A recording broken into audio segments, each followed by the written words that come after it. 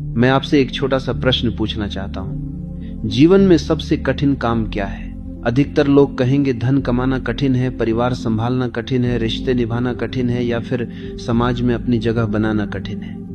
लेकिन मैं कहता हूं यह सब कठिन नहीं है। सबसे कठिन है भीड़ से अलग होकर अकेले चलना। क्योंकि धन कमाना तो सब कर रहे हैं, पद और प्रतिष्ठा पाना भीड़ के पीछे भागकर संभव है, पर सत्य की खोज करना, मौलिक होना, अपने निर्णय लेना यह अकेले ही संभव है। और मनुष्य हमेशा से भीड़ के साथ चलने का आदी रहा है।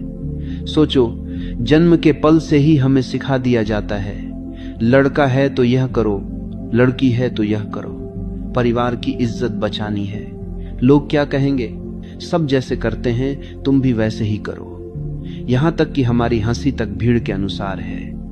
अगर कोई चुटकुला सुनाए और सब हंस पड़े तो हम भी हंस देते हैं, चाहे हमें समझ भी ना आया हो। अगर भीड़ रो रही है तो हम भी रोने लगते हैं, चाहे हमारे भीतर दुख न भी हो। हमारी जिंदगी दूसरों की नकल बन जाती है। लेकिन सवाल यह है, क्या भीड़ सही है? इतिहास उठाकर देख लो। भीड़ ने हमेशा सत्य बोलने वालों को पत्थर मारे हैं। भीड़ ने सुकरात को जहर पिलाया। भीड़ ने जीसस को सूली पर चढ़ाया। भीड़ ने बुद्ध और महावीर को अपमानित किया। क्योंकि भीड़ को सत्य से डर लगता है।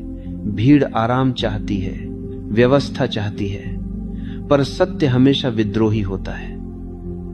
भीड़ का स्वभाव है अंधानुकरण, और अंधानुकरण से कभी कोई प्रकाश तक नहीं पहुंच सकता।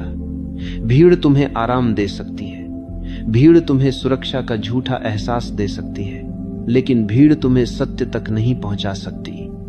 सत्य की यात्रा हमेशा अकेले होती है। भीड़ में आदमी बुद्धिमान नहीं रहता। ये एक बहुत गहरी सच्चाई है। जैसे ही आदमी भीड़ का हिस्सा बनता है, उसकी व्यक्तिगत बुद्धि काम करना बंद कर देती है।